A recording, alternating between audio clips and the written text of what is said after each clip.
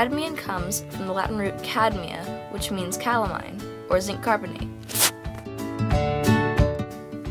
It was discovered in 1817 by German chemist Friedrich Strohmeyer while he was studying zinc compounds.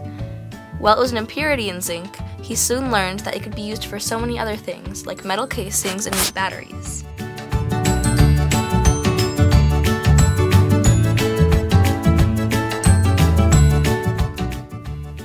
Since it has an atomic number of 48, it has 48 protons, 48 electrons, and, in its most common isotope, 64 neutrons. Much like zinc, cadmium is a metal and is solid at room temperature.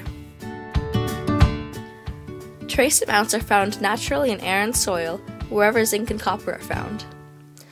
Larger, deadlier amounts are produced when industrial waste is burned and is very bad for the environment.